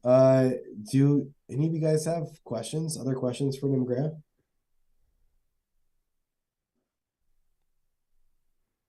Oh, you mean like us? Well, yeah. Well, the chat's gonna be delayed, so I guess you get first dibs. Sibby? Yeah, I lost my actual question, but that's okay. What I don't know if somebody asked this earlier because again I missed a little bit, but what do you have on your like docket for V0 next? Like, is there anything left to make better, or like that you feel like you want to like push to the next level or whatever? I mean, right now, the docket is just time, not doing it, right? Like Yeah, not fair. pushing forward and essentially, and I know that Dan, you asked this before the stream started, but a lot of, once we release, there's the following weeks is really busy because you're addressing all the little tiny things that you missed, right? All the spelling typos in the manual and an STL that's not oriented correctly, and you're doing a lot of cleanup and housekeeping to kind of just get the stuff to a point where it can kind of be self-sufficient for a little bit. So that's really like the main, at least for me, that's my main focus right now is sort of cleaning up some of that auxiliary stuff, keeping our GitHubs nice and free of, issues that have been dragging on for years or PRs that have been open for months and months. So that's like my focus after we, initially after release, is just to keep a hold of those so they don't snowball. I think just even now, we've probably closed out, I don't know, 15 or 20 issues, or pull requests and stuff since launch already of, little mistakes or goofs that we had, or stuff that's missing. It's a lot of stuff to keep track of. So that's what's on the docket right now. As far as pushing the stuff forward, that's such a hard question to answer because a lot of it comes from, either stuff that I get annoyed with the printer, right? Like I get annoyed not being able to get to my tool head. So I was like, let's do a hinge top hat, right? Or what the community tells me they hate, right? That's that's the main driving factor is if you guys bitch about it enough, we'll fix it.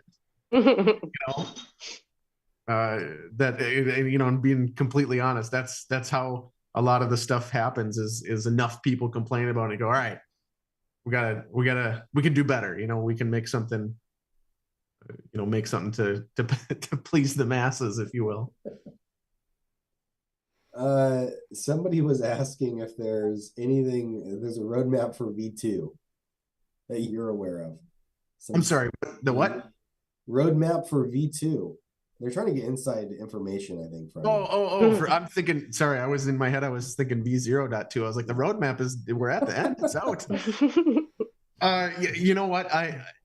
To be honest, I haven't kept up a ton with their, they just released the stealth burner. I mean, not just, but recently released the stealth burner. So I'm sure that, that's not exactly inside information that I'm assuming that eventually the next release, whatever it is, will kind of fold all that stuff into the official, thing. Cause it's kind of its own deal right now with afterburners in the repo and stealth burners over in its own thing. And so I'm sure there's going to be some of that alignment that comes.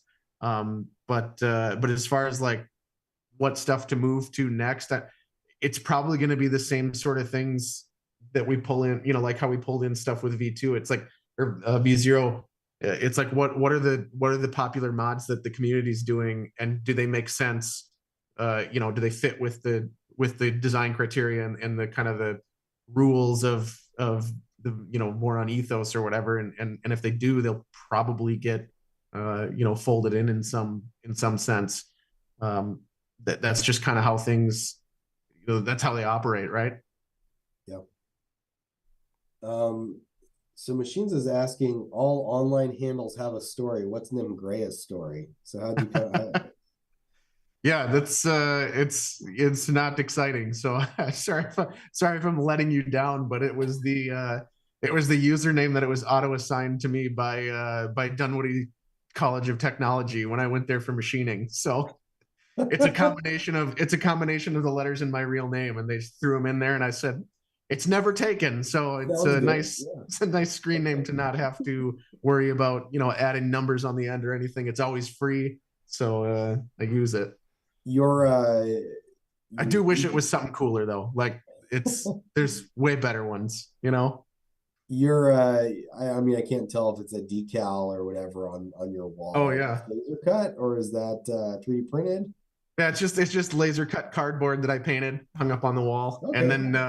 And then this is my little on the when I used to all of my packages of panels, I'd grab this little stencil and spray paint a little, like just throw some spray paint on there as kind of just a little thing on the packages. Now there's so many of them that it's like with my schedule, I'm coming home from work at like 4:30 and I have like between 4:30 and 5 to package stuff to make it to the post office in time. And it's like I can't bring them boxes with wet paint on them. They don't enjoy that very much. So that's now hanging on the wall. But if you could get an up close of it, it's like it's normal cardboard, but the thing feels like a piece of acrylic because it's got hundreds of layers of paint on it. Nice. So if someone buys some panels from you, can they request that they get the spray paint and take Sure. Sure. Yeah, I'll throw it on the box for you. Sweet. Let's see. Yeah, that was good. That used to be good advertising. People would post a picture of their box in the Discord, and then where'd you get those? And then you generate some more sales. Sweet. I gotta fire my marketing guy. It doesn't take that long, but I do assume that you go to the UPS store or whatever, and they're like, yeah, if it's still wet, they don't like that very much. Totally. Let's see. So I'll jump in. What is a non V0 project that you're either working on or you want to work on? Yeah. I mean, I've got it right here because I was just messing with it last night. And it was really mostly like, all right, do I have the money to start working on this or not? I want to do my laser cutter a little better. There's choices I made on that one that looking back, it's like, yeah, I wish I wouldn't have done that. And it really is pretty scary looking right now. It's kind of hanging together by a thread in a couple of spots, but it gets the job done and it's a workhorse. But there's definitely stuff that I wish that I would have done differently. And as someone that spent a lot of time researching the DIY laser community, there's a big gap, in my opinion, in that space there, where you have, if you're familiar with CO2 lasers at all, you have the K40, which is a blue box 40-watt laser. It's like $400, and every shop in China sells them, and you can pick them up cheap. And there's really nothing between that and then the $1,500 mark. And so I'm like, there's this big gap in there where even I'm on the laser cutting subreddit a lot, and it's a huge question that comes up all the time, and people are like, what's a good entry level this laser that I can get? And there really just isn't one, right? There's that big gap from that $400 to $1,500 range, and I think the DIY community could fill that like really nicely. And so I've wanted to revisit my project to kind of make some updates on it and do things a little bit better or differently. There's stuff that my laser does well, and there's stuff that it's terrible at. I did not take into account how much it's very hard to service. Changing out my tube is quite an endeavor because I just didn't design around that sort of stuff, because it wasn't it wasn't up there. It was get it built, and my goals for it were just to keep it. I wanted to give it the highest build area to footprint ratio, right? Like I didn't want a bunch of wasted space. The footprint of the machine is this big, but it's really got a cutting area of that big. So I really did all I could to maximize that, and I probably should have turned that dial down from 11 a little bit. It's like I squeezed out every millimeter between the frame and this and that, and it just makes working on it kind of suck sometimes. So that's and I mean, even so, that's maybe that's still kind of 3D printing related because it is sort of a rep machine. But so are you gonna? Is it already released, or are you gonna release sort of the designs and everything for it? So mine is, we're gonna use the word release pretty liberally here. I uploaded it to my GitHub, but it's a CAD file that's complete enough to build it if you can fill in some of the blanks. You know what I mean? Like there's four Z, the bed moves up and down in Z, and there's 4 Z, units, right? Well, I only modeled one. They're not all 4 of them are in there because it's like, well, I didn't need to model another one. I just print 4 of them. So it's not in the CAD, so there's a bunch of holes and stuff in it like that. And again, design choices that I made that ended up not working at all and that I've torn out of it, just so that I can use it as the tool that it is. Yeah.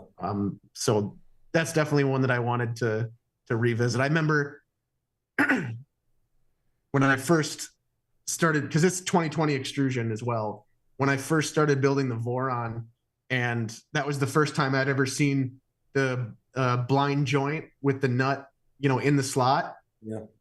And I remember seeing that and just looking over at my laser that's full of corner brackets and thinking, oh my God, it would have been so much easier if I was doing blind joints. Like it's such all these corner with the double and the screws and getting everything. I could have just done blind joints and saved so much time, but you don't know what you don't know, right? On that, so it looks like, I mean, you've got CO2 laser cutters. Have you because I think is it fiber is the other one, like if you're trying to cut metals and stuff like that, is that something that you're looking into? So not really. I mean, a lot of the fiber lasers that are out there, like those are another one too, where there's not a DIY. Yeah. I mean, nobody makes a DIY fiber laser. Right? And those ones, again, they start at like, multiple grand, $3, $4, $5 to get one that'll do, like this level of stuff, if you're really talking about cutting like sheet metal, in a DIY, like in a garage shop sort of setting, you really have to be looking at more like plasma cut stuff, because the level of power you need to cut metal with the, like CO2 wavelength is just beyond what you would want to. I mean, you're talking like 150 watt, tubes and stuff, which is like, that's kill you real quick power, that you're dealing with there. That, I've tagged myself a couple of times with the unfocused beam on mine, sticking my hands where they're not supposed to be. And I mean, I can't imagine if that was 3 times the power, like it'd be gone. Yeah. Wow. So, but I know that I talked with the guys that if you're into laser cutting, there's a great piece of software called Lightburn. That's they were actually at Murph. I talked to them. They're a great bunch of guys. If you do have a laser cutter, go buy their software for your laser cutter. It's totally worth the $40. They do a great job, and they are focusing a bunch of their efforts now on building out their, I guess it's firmware or software, whatever, for fiber lasers and galvo based lasers. So that's like, at least the software side of it has a great support, from those guys. So it'd be really cool to see where that stuff goes. It was probably 6 months ago, maybe even longer now. Cell Design was selling, I guess, his laser that he sort of custom designed it. Yeah, I mean, he was cutting flex plates and stuff like that. And I was like, oh, it's so cool. I was like, I'm interested. And then he told me the price. And I'm like, no, I'm good. Yeah. Yeah, the fiber, that's always another fun when we're in the laser cutting subreddit, and people say, well, I just want to cut like 16th inch aluminum or 1 millimeter, sheet metal. And it's like, yeah, you need to add a couple more zeros to that check,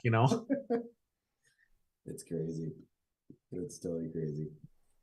Well, gosh, we've taken up a decent amount of your time. I don't know if there's any other questions here. I think we've covered everything in chat. Alan, Sibby, anything for the good of the order? For the good of the, I'm sorry, what? For the good of the what? For the good of the order, anything that you want to say? I mean, I'll tell you, I was gonna say this earlier. Because I know you said like the V2 was sort of your inspiration to get into Vorons. V0 was mine because I was just so fascinated by how tiny it was, and the fact that it's a Core XY. Like the other small printer you could Core XY. So just FYI, like your design basically got me into Voron. Oh, did you guys lose me? Oh, but we got the last part of it really good. Okay, so. the important part. We got okay, it. It came through. It struggled there in the middle for a little bit, but we brought it through. No problem. I will say, Sibby, I don't know if you remember, but sort of when you came in and did like the interview or whatever for the job, I think I had the V0, our red one out. And she was like, so hold on, can we pause? Can I take a look at this? Yeah, she was fascinated by it. So yes, I definitely, yeah, and I mean, it was the first one that I built to completion. So, no, definitely That's super cool. I tell you what, it was, and I had tons of people ask me this, but it was really surreal. Last year's Murph was the first ERF convention that I ever attended, and it was pretty surreal because I mean, no lie, there's probably 25 or 30 V0s. Wow. In that display hall or whatever, and I mean, I'm sure part of that is because it travels, significantly better than a 350 or someone's giant printer or whatever. So that's a huge part of it. But it was like, that's when it kind of hit, was like, whoa, this is pretty big, and like, yeah, it's growing fast. I think one of our admins in the Discord, Tinpeck, I think he deals with some of the serial number stuff with the assigning serial numbers, and so he has a cool graph that he'll post every once in a while that shows like from the first serial number that we issued, like showing the growth of it, and you just see that V2, kind of dominating the arc, and then like right here is that V0, and it's just like boo, it's shooting up, and it's growing at the same rate as the V2, and that was just wild to see. I mean, we go through a bunch, and I think once the V02, there's actual like formal kits out for all of that. I mean, it'll continue. And I'll say we travel with ours. So we've taken our V0 to we have a Portland 3D printing group. We've taken it there. We took ours to the state fair. We had a little booth there. I mean, it definitely is like a great travel printer. Yeah. And in fact, we just need a salad fork, and we need to get our Micron working, and we can just represent sort of all the core Vorons. Sorry, Switchwire and Legacy, but the travel size stuff. Yeah, I think I know Timot mentioned this at Murph. We had oh man, and I'm blanking on his name. I want to say Adam, but I can't remember. I don't think that's right. But the guy from KB3D, his son was there building his V0, and cool. Chatted with him a little bit, helped him out with some stuff on his tool head. And that was, again, it was one of those ones where it's like, all right, next tool head's got to not suck as much as this one, because that, he was pretty discouraged about it. And I was like, give me a minute. I've seen everything that goes wrong with these. I'll have you up and running in a second. We got him going.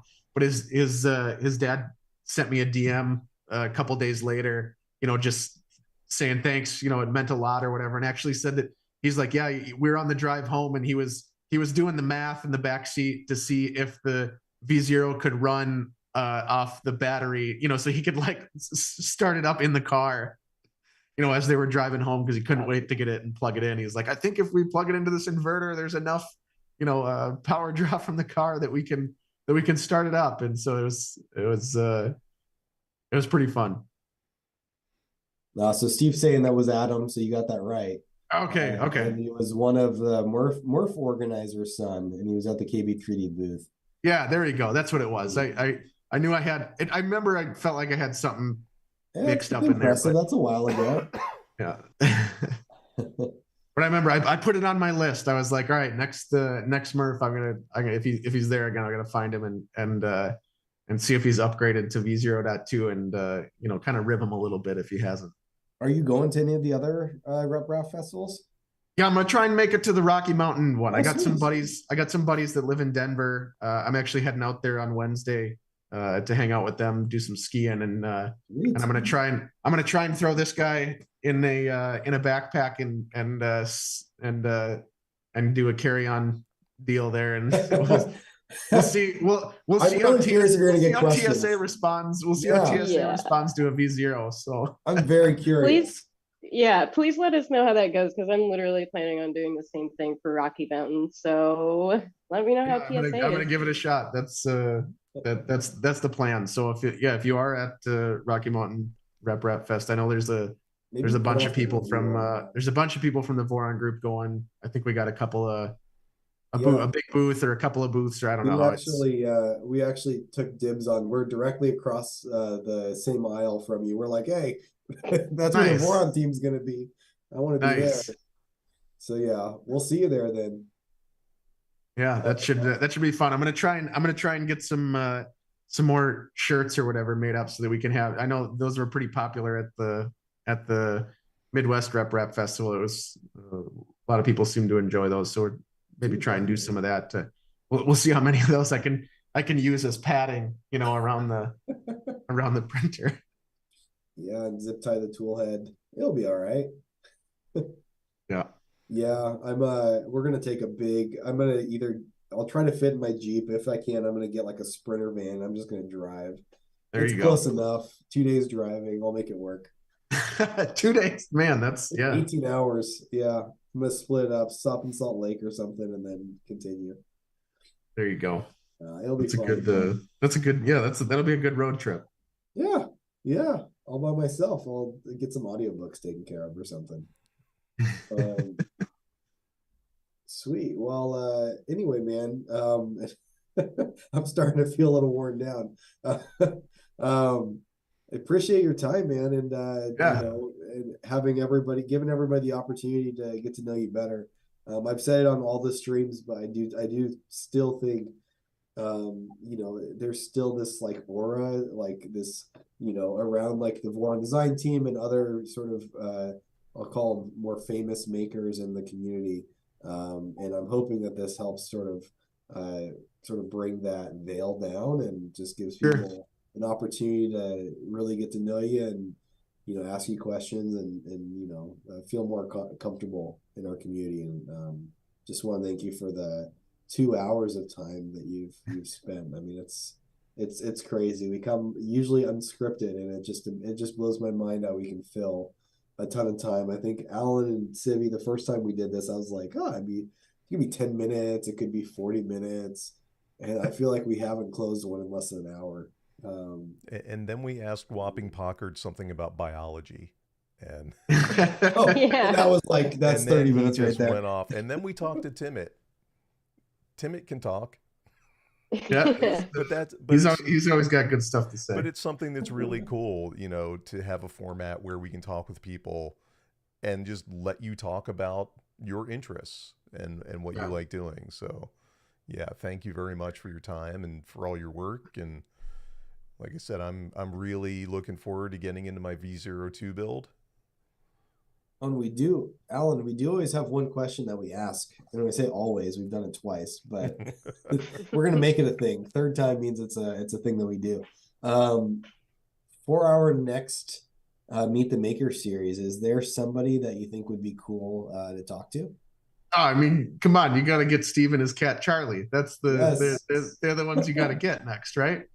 Yeah, Steve, I I think mean, he's still like, on here. Steve, your name's come up, I think, on every single session. is it too cliche to say that you got to get Max too? Like, I know that he's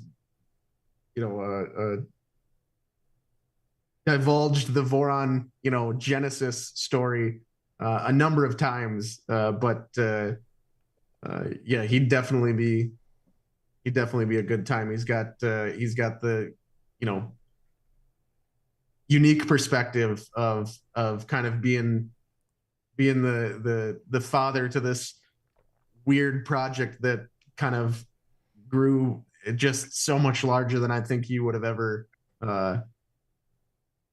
ever imagined. Yeah, I mean, it's crazy. There's like, I mean, there's now like an industry behind it. I mean, Right. we've got us now. We actually have people. It's not in my garage. We've got, you've got Fabrico and KB3D and DFH, who I'm sure everybody is, this is a full-time gig now, and like there's whole industry behind it, that you guys have really set up, or Max really started. Yeah, and I'll just say he's a really unique individual as far as just his ability to take those ideas and move them into reality. He does it.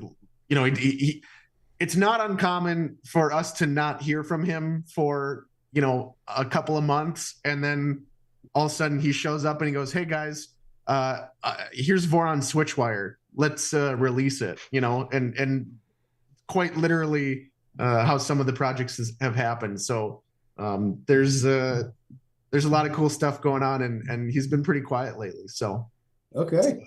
it's going to be exciting. Tell him he's been too quiet.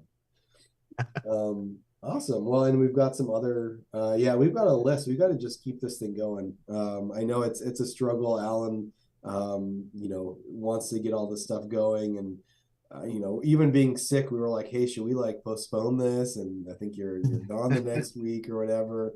Skiing now, it sounds awesome. And so we've got, I think Steve mentioned Eddie too. Eddie's a fun one because he's really one of the ones that drove a lot of our data driven investigation into stuff. I mean, like if you want to know an unhealthy amount about stepper motors, Eddie will tell you. Like he's got the graphs of every. I don't even worry about it anymore. I send him a message and I go, Eddie, what's the motors we should use for V0.2? And he's like, well, you can go with these or if you want to get better torque, you could go. And I mean, he's got a lot of that really, a hard engineering view of a bunch of the components that we use, along with just I mean, I'd be hard pressed to say that I think anyone would be hard pressed to not say that he's driving the IDEX Voron development right now, along with Steve doing his IDEX Trident or whatever, kind of right behind Eddie's or whatever. And I know that that Eddie's kind of stepped back a little bit on that, just to take some time for himself and everything. But he's doing some wild stuff with that. Cool. Awesome. Yeah, no, it's amazing. I think we could do this every week and we wouldn't run out of like just people. And this is just in the Voron community. I mean, but people in the 3D printing community generally, there's just so many great minds and people that are just really passionate about what they're doing and are able to put it towards a cause that we all love. It's fantastic. Yeah, again, thank you. Guys, I think it's again, I told you, I'm kind of my energy level is really dropping pretty quickly.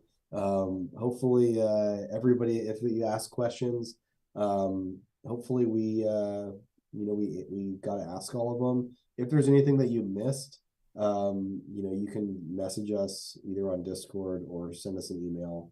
And Nemgrea, I have your contact at least on Discord. I'll reach out if there's anything else that was lingering that we missed. Yeah, for sure, man. Awesome. Well, again, thank you for taking the time. It's really been a pleasure. You know, we've talked a couple times on Discord, but never actually like spoken. Yeah. It's really awesome. Actually, the first time I think I saw you was on that V02 stream. It's been a pleasure. I really appreciate the time you've given. Thank you. Yeah, no, it was fun to be on, and it's fun to get you know, to get questions from the community and just kind of, you know, like you said, pull back the veil, you know, as cliche as that sounds, that you know, we're all just pretty pretty normal people, and you know, driven by a crazy passion to make the best, you know, open source projects that we can, you know. Yeah. Well, awesome. Again, thank you guys. And with that, I think we're signing off. So have a great night. Nemgrea, thanks again. Yeah, thank you. And everybody, thanks for joining the stream. We'll do another one here in the next few weeks. Cool. Right All on. right. See you guys Thanks. later. Bye.